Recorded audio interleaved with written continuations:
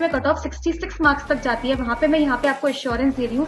लेकिन आपने reading comprehension को अच्छे से स्टडी कर लिया तो आप प्लस 50 मार्क्स बस रीडिंग कॉम्प्रिहेंशन से लें। चीज पैसेज में नहीं बताई गई है तो आपको उसकी बाहर रीजनिंग नहीं करनी है, और यहाँ पे आपको लॉजिकल होना है, जो चीज की मैंने आपको बोली थी कि आपको लॉजिकल रीजनिंग करनी है। अब यहाँ पे कुछ कुछ अप्रोचेस हैं जिनको आपको ध्यान रखना है। Focus on implied meaning, don't just match the words. देखिए इम्प्लाइड मीनिंग्स देखें, जैसे कि मैंने आपको A is equals to B और B is equals to C का एग्जाम्पल दिया था।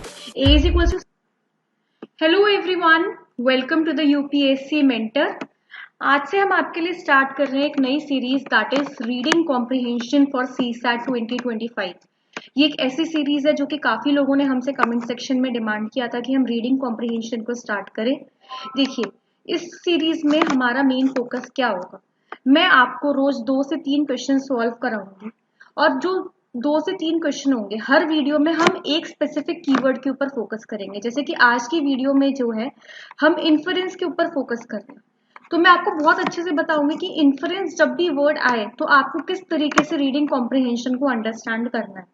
अभी इन्फरेंस वर्ड के ऊपर मैं टोटल ट्राई करूंगी कि मैं 4 से 5 वीडियोस लेकर आऊं, तो ओवरऑल आपके 20 से 25 क्वेश्चंस जो है रीडिंग कॉम्प्रिहेंशन से सॉल्व मैं करा दूंगी। इस तरीके से मैं बाकी सभी कीवर्ड्स के ऊपर वीडियोस लेकर आऊंगी, जैसे कि एजम्पशंस आ जाता है, क्रक्स आ जाता है, कंक्लूजन आ जाता है।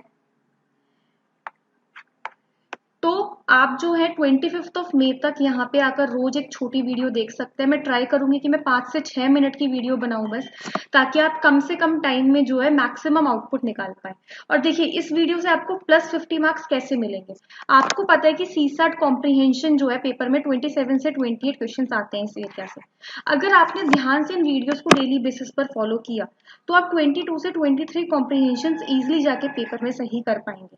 और अगर आप यहाँ से मार्क्स कैलकुलेट करें तो 2.5 मार्क्स ईच क्वेश्चन से बनेगा, तो यहाँ पे आपका नेट मिला के आप 50 मार्क्स तक स्कोर कर लेंगे। जहाँ पे सीसैट में कट ऑफ 66 मार्क्स तक जाती है, वहां पे मैं यहाँ पे आपको एश्योरेंस दे रही हूँ। लेकिन आपने रीडिंग कॉम्प्रिहेंशन को अच्छे से स्टडी कर लिया तो आप प्लस 50 मार्क्स बस रीडिंग कॉम्प्रिहेंशन से ले लेंगे।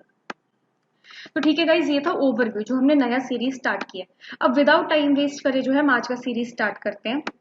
मैं सबसे पहले आपको मतलब बताती हूँ इन्फ्रेंस वर्ड का। इन्फ्रेंस से हम क्या समझते हैं, देखिए इन्फ्रेंस का मतलब होता है logical conclusion based on evidence and reasoning. देखिए यहाँ पे क्या होगा, आपको यहाँ पे पैसेज में कोई ना कोई एविडेंस दिया होगा या कोई ना कोई रीजनिंग दी होगी, जहां से आप एक कंक्लूजन पे पहुंचेंगे।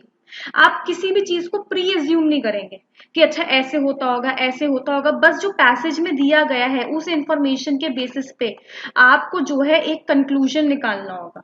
It is beyond the literal statements of the passage. देखिए जरूरी नहीं कि जो रीजनिंग निकलेगी, जो आंसर निकलेगा वो लिटरली पैसेज में दिया होगा, मतलब ऐसा जरूरी नहीं कि वो वर्ड टू वर्ड पैसेज में दिया होगा, बट उसका मतलब ये चीज निकलेगी। आपको वहां से एक मीनिंग निकालना है।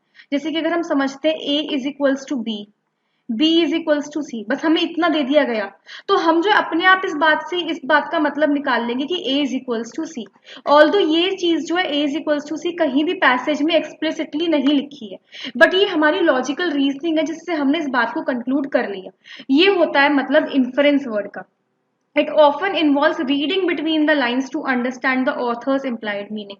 देखिए ये जो हम reading between the lines कर रहे हैं, आपको ऑल दो पूरा पैसेज से ही मतलब निकालना है, बट आपको यहाँ पे लिटरल स्टेटमेंट्स जो है जरूरी नहीं है कि पैसेज में दिए होंगे।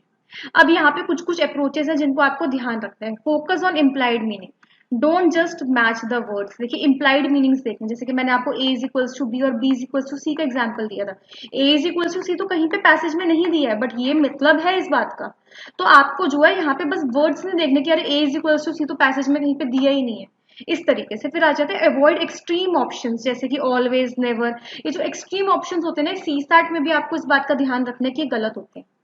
Base your answer only on the passage. देखिए ये बहुत इंपॉर्टेंट चीज होती है सीसैट कॉम्प्रिहेंशन की, कि आपको जो अपना आंसर निकालना होता है वो बस पैसेज की इंफॉर्मेशन के ऊपर निकालना होता है। आपको पैसेज से बाहर जाके आंसर नहीं निकालना। पैसेज में जो भी बात दी गई है उसी के बेसिस पे आपको अपनी रीजनिंग अप्लाई करनी है। अपनी जो आपकी प्री एज्यूम नॉलेज है या आपकी जो भी जीएस की नॉलेज है उसको आपको यहाँ पे नहीं अप्लाई करना। अगर वो चीज पैसेज में नहीं बताई गई है तो आपको उसकी बाहर रीजनिंग नहीं करनी है, और यहाँ पे आपको लॉजिकल होना है, जो चीज की मैंने आपको बोली थी कि आपको लॉजिकल रीजनिंग करनी है। अब देखिए ये चीज कैसे वर्क करती है आपको तब तक समझ नहीं आएगी जब तक मैं आपके लिए एक पैसेज नहीं लेकर आती। ये पूछा गया था 2023 के पेपर में। एक बार हम इस पैसेज को सब लोग साथ में पढ़ते हैं, फिर उसके बाद हम इसका आंसर निकालने का ट्राई करेंगे। The demographic dividend which has begun in India and is expected to last another decade is a great window of opportunity. The demographic dividend is basically a swelling in the working age population, which conversely means that the relative ratio of very young and very old will for a while be on the decline. ठीक है, यहाँ तक हमें मतलब समझ में आ रहा है कि डेमोग्राफिक डिविडेंड जो है इंडिया में अब इंक्रीज होना शुरू हो चुका है और ये हमारे लिए अपॉर्चुनिटीज लेकर आएगा। और इसका मतलब फिर यहाँ पे आपको इसकी डेफिनेशन दे दी गई है कि यहाँ पे जो है यंग पॉपुलेशन कम होंगे और ओल्ड पॉपुलेशन कम होंगे, क्योंकि हमें पता है 15 से 65 के बीच की जब पॉपुलेशन राइज होती है तब हम बोलते हैं कि डेमोग्राफिक डिविडेंड अच्छा चल रहा है। From the experience of Ireland and China we know that this can be a source of energy and engine of economic growth. हमें आयरलैंड और चाइना की ग्रोथ से इस बात का आइडिया, क्योंकि इन्होंने भी डेमोग्राफिक डिविडेंड को रीप किया था कि अगर डेमोग्राफिक डिविडेंड अच्छा होता है तो इकोनॉमिक ग्रोथ आ सकती है। The demographic dividend tends to raise a nation's savings rate. Since in any nation it is the working age population that is the main saver. देखिए हमारी सेविंग्स रेट को increase करेगा, क्यों? क्योंकि वर्किंग एज पॉपुलेशन इंक्रीज हो रही है और वर्किंग एज पॉपुलेशन ही जो है वो सेविंग्स को बढ़ाता है, तो हमारी यहाँ पे सेविंग्स रेट बढ़ेगी हमारे नेशन की। And since the savings rate is an important driver of growth, this should help elevate our growth rate. It should help, देखिए आप इस तरीके के वर्ड्स पे ध्यान दीजिए। It should help, it is an important, ऐसा नहीं लिखा है it is the only driver of growth. It should help, ऐसा नहीं लिखा है इट विल हेल्प। कहीं पे भी एक्सट्रीम वर्ड्स नहीं दिए गए हैं इस पैसेज में, ऐसा दिया गया है कि इस बात की यहाँ पे प्रोबेबिलिटी है। It should help, it is an important driver, ये बात बोली गई, ये नहीं बोली गई it is the only driver, it is the most important driver, ऐसी कोई बात नहीं बोली गई है। However, the benefits of demographic dividend depends on the quality of working age population, and this implies bringing back the importance of education, acquisition of skills and human capital. देखिए यहाँ पे यही बात बोली गई कि जो डेमोग्राफिक डिविडेंड है वो तभी हम इसको रीप कर सकते हैं जब हमारे पास वर्किंग एज पॉपुलेशन में एजुकेशन होगी, स्किल्स होंगे, वो जो है क्वालिटी वर्किंग एज पॉपुलेशन है। अब देखिए यहाँ पे हमने पूरे पैसेज को समझ लिया है कि डेमोग्राफिक डिविडेंड के बारे में बात करी गई है कि हाँ वो एक पॉजिटिव साइन है। हमें आयरलैंड और चाइना के एग्जाम्पल से पता है, इससे सेविंग्स रेट बढ़ता है, इससे ग्रोथ रेट बढ़ता है। इसके लिए जो है डेमोग्राफिक डिविडेंड को रीप करने के लिए हमारे पास एजुकेशन होना चाहिए, स्किल होना चाहिए। अब देखते हैं यहाँ पे स्टेटमेंट क्या पूछा गया था। With reference to the passage which of the following inferences can be drawn. ठीक है, demographic dividend is an essential condition for a country to rapidly increase its growth rate. Promotion of higher education is an essential condition for a country to rapidly for its rapid economic growth.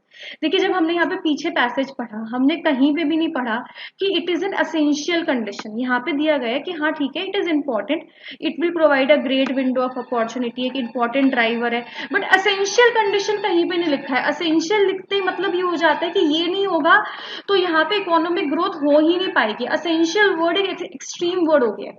Essential का मतलब आ जाएगा कि इसका होना बहुत important है economic growth के लिए, जबकि ऐसा बिल्कुल भी नहीं है। Promotion of higher education is essential condition for a country for rapid economic growth. देखिए पीछे दिया गया है कि हाँ यहाँ पे एजुकेशन होना चाहिए, स्किल होना चाहिए, बट ये नहीं दिया कि असेंशियल कंडीशन है। फिर से एक्सट्रीम वर्ड्स आ गए हैं। जहां पे भी एक्सट्रीम वर्ड्स आ रहे हैं और ये चीज स्टेटमेंट में कहीं पे भी नहीं लिखी गई है। स्टेटमेंट में बोला गया कि हाँ ये इंपॉर्टेंट है, ये जो ये होंगे तो अच्छी बात है, बट एसेंशियल ये बात कहीं पे नहीं है। तो एक्सट्रीम वर्ड्स आए तो दोनों ए और बी गलत हो जाएंगे और यहाँ पे आंसर जो है डी हो जाएगा। ये बात मैंने आपको फर्स्ट स्लाइड में ही यहाँ पे बताई थी कि आपको जो है एक्सट्रीम वर्ड्स को अवॉइड करना है, तो एक तरीके से एसेंशियल भी जो है यहाँ पे एक्सट्रीम वर्ड हो जाएगा।